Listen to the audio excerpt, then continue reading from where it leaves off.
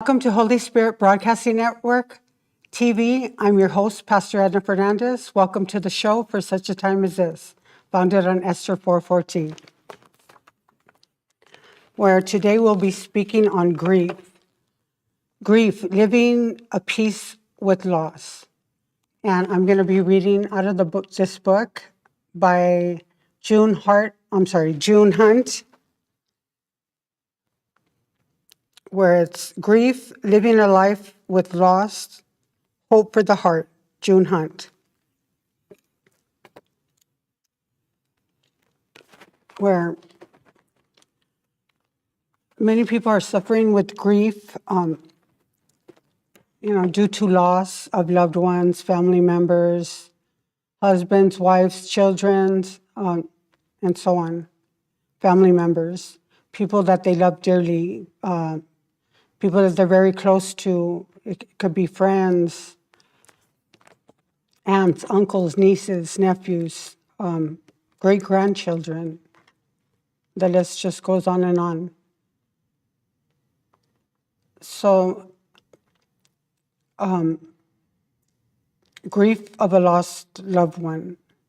What are definitions of grief?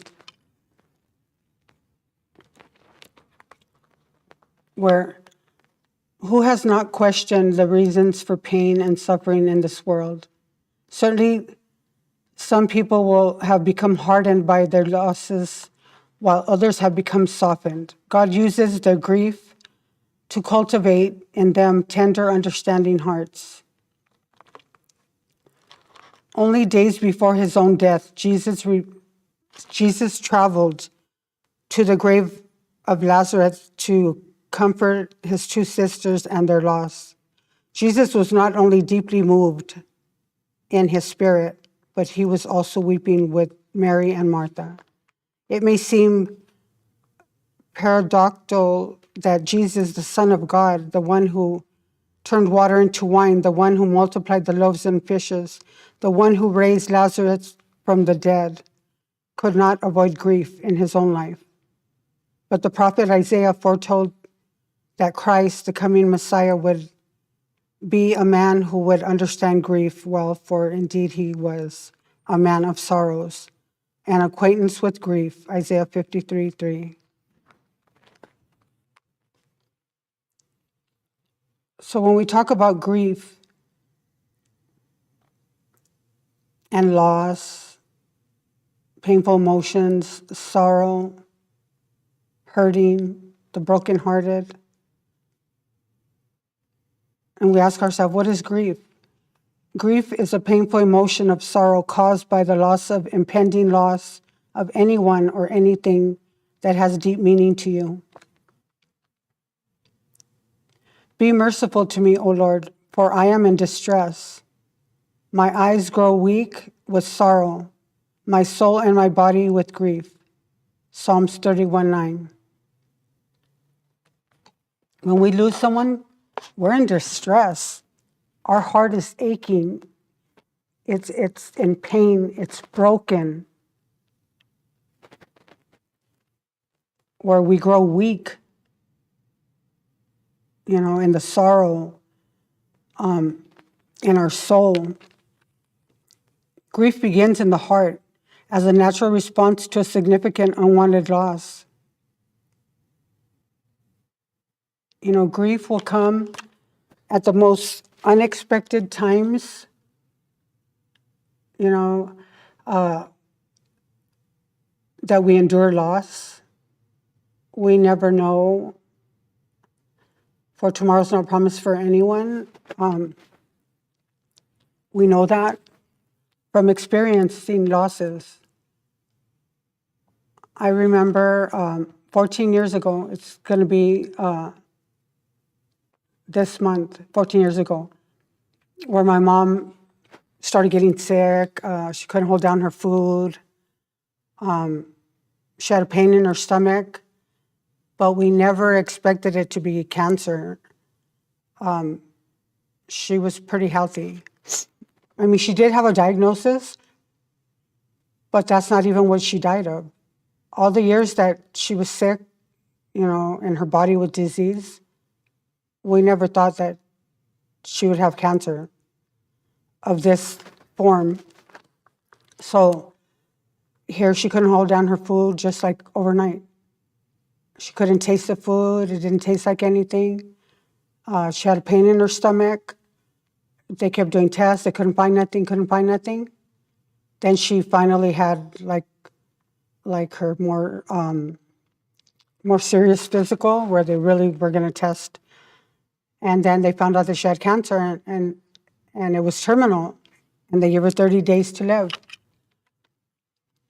And I remember so many things went through my mind, so many emotions, so many feelings, not knowing, how this all was going to play out. All the different, what are they called?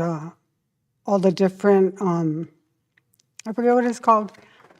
All the different things that they're going to go through when when they have terminal cancer, and like it rides out as the body starts to shut down. So I thought, how are we going to deal with this? Me and my family had to deal with the fact that she had cancer. Second, that she had 30 days to live. So how do you put everything in 30 days of how you're going to manage what's about to happen in the 30 days? How you're going to manage to have the words to say or comfort my mom in her time of distress? It was very difficult. And then to deal with the grief after losing her. And so in the last, probably since 2020, we have suffered with a lot of loss. Since COVID, it's just been like a lot of people. A lot of people I know have passed during this time, too many even to count. Young ones, old ones, sick ones, people that had great health, and they left this earth as well. So as I continue in the message, I just pray for those that are grieving, for those that are mourning the loss of loved ones, for those that are in pain and sorrow. I can share that testimony of losing my mom, and in the last 2 years, losing 2 of my sisters back to back. I can share the testimony of, I know what that pain's like. I know the suffering. I know the sorrow. I know the pain. I know the emotions. I know how hard it is, when you're in that kind of distress. The mourning, the not wanting to get up, not wanting to face the day, not wanting to stop crying. There's just so much that is attached to grief and loss.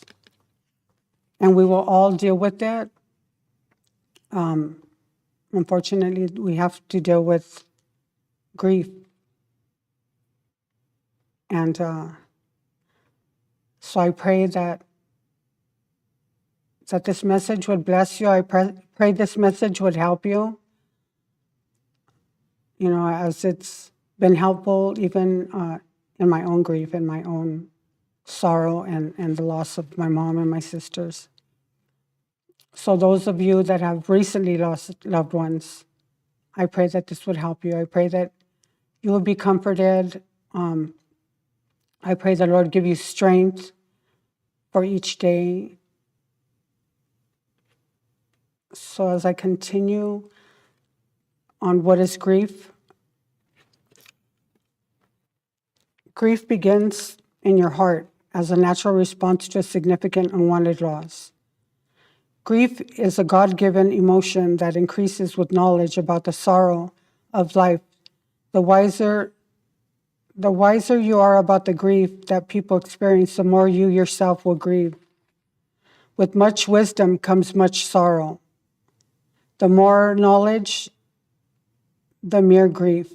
Ecclesiastes 1:18.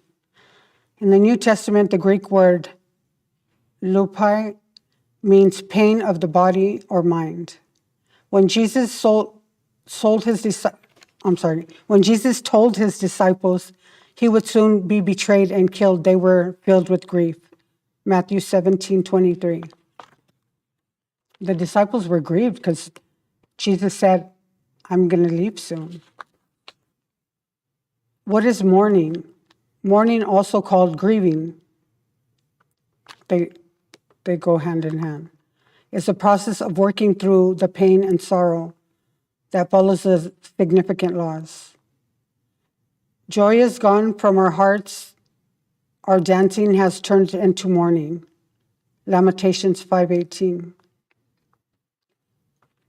Mourning is a normal, healthy process that lasts for a period of time. God uses mourning in order to produce the ultimate healing of deep distress and sorrow. You turned my wailing into dancing. You removed my sackcloth and clothed me with joy. Psalms 30:11. Though we might mourn and weep and wail, and he will turn it into dancing. He will remove the sackcloth and clothe you with joy. For the joy of the Lord is our strength. Mourning evokes compassion, expression of comfort from others. When Lazarus died, Jesus and many others came to comfort Martha and Mary. Many Jews had come to Martha and Mary to comfort them in the loss of their brother, Lazarus. John 11:19. In the Old Testament, the Hebrew word abal means to mourn or lament. Jacob's future son was Joseph. When Joseph's brothers told their father, Jacob, that he had favored his son, When Joseph's brother told their father Jacob that his favorite son had been killed by a ferocious animal, Jacob went into deep mourning for days and ultimately years. Jacob tore his clothes off, put on sackcloth, and mourned for his son many days. Genesis 37:34. Now we're going to talk about chronic grief. What is chronic grief? While we are grieving, a prevalent problem may be that we don't want to talk about our grief or let others see our sadness. We don't want to appear weak. We must mask our emotions. Yet, if we delay sharing our sorrow, our healing will be delayed. If we are going to be authentically human, we need to be able to share the truth about our heaviness in our hearts. If we have chronic grief, we are emotionally stuck and we need to be set free. This is why Jesus' words about truth are freeing, even when applied to grieving. You will know the truth, and the truth shall set you free. John 8:32. When I recently lost my sisters 2 years ago, I grieved, I cried for weeks on hand. I would just stay in bed and cry and cry. I was crying hard, like deep sorrow, deep pain. I wasn't hungry. I didn't want to, I just wanted to stay in my room and just cry and cry and cry until I couldn't cry no more. Every time I woke up, from being asleep, every time I woke up, I would immediately start crying because I would remember again, oh my gosh, my sister's gone, she's passed, I'll never see her. And I would just start crying again.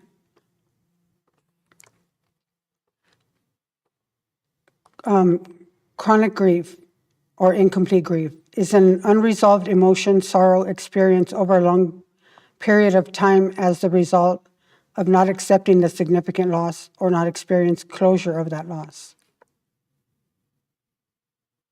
I also experienced that. Of course, when we lose someone, the first thing is, why, Lord? Why? Why did they have to go? Why couldn't they stay? We need them. All these things that go through us, right? We want to hold on to them. We don't want to let them go. It's hard to come to grips with that. It says, the trouble of my heart have multiplied. Free me from my anguish. Psalms 25:17. We want to be freed at that moment of our anguish, of our sorrow, of our grief, of our mourning, of our loss, of our brokenness. Chronic grief can also be an unresolved deep sorrow experienced over a long period of times and categorized by misconception and results in a failure of how to move through the grief process. We have a misconception. My grief will never end. Correction. You will mourn for a season and then your grief will end. I can testify of that. Yes, in the beginning it was hard. It was really hard. I had to ask God for the strength every day just to get up, to function. I felt lost. I felt, I couldn't think. I wasn't hungry. All these things. My mind was just like, what do I do? What do I do? Where the question is, will my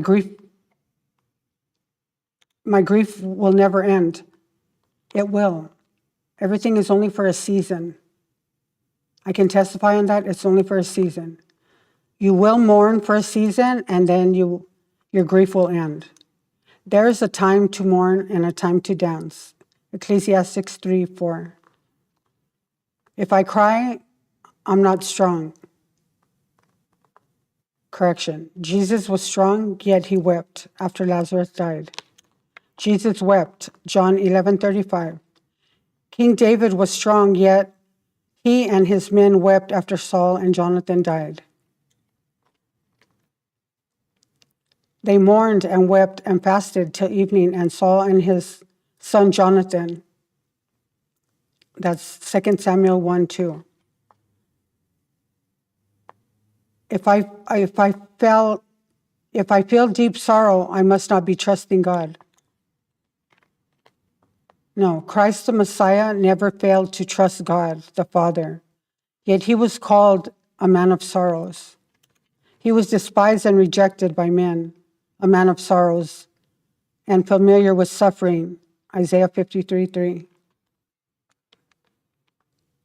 There's times that we repress grief. Even in laughter, the heart may ache and joy may end in grief. That's Proverbs 14:13. What's repressed grief? Have you ever sensed someone smiling and yet within the smile you recognize sadness? Have you heard someone laughing though you know the heart is not healed? This is a picture of repressed grief. Repressed grief occurs when a person has reason to grieve and needs to grieve, but does not grieve. When I tried to come out of my grief, not only was it hard, not only did I have to pull myself out, because I felt if I don't pull myself out, I'm going to stay stuck here. And it's not going to be a good place because I felt I was falling into depression and anxiety and so many other things. And I thought this can be a bad place. So I had to pull myself out. I had to gather strength from the Lord each and every day and start moving and getting out of that little box that I was in during the grieving, where a person with repressed grief exhibits negative lifestyle patterns but does not know why. Examples may be distancing from others. I wanted to distance myself. I didn't want to be around anybody. They'd be laughing and I was just all serious. I couldn't find anything to laugh about. My mood were just up and down, up and down. You think to yourself, is this place that I'm in grieving going to cause me to lean on alcohol or drugs or engage in mood-altering behaviors, compulsive spending, gambling, worldly lifestyle? It could pull you in. Only by facing the truth of your painful losses in life and by going through genuine grief will you have emotional health. In the Bible, the psalmist prayed this prayer: send forth your light and your truth. Let them guide me. Psalms 43:3.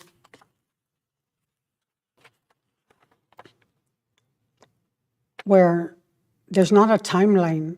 It's like a test. You don't know how long you're going to be there. You don't know how long you're going to be suppressed there. You don't know the timeline because with everyone it's different.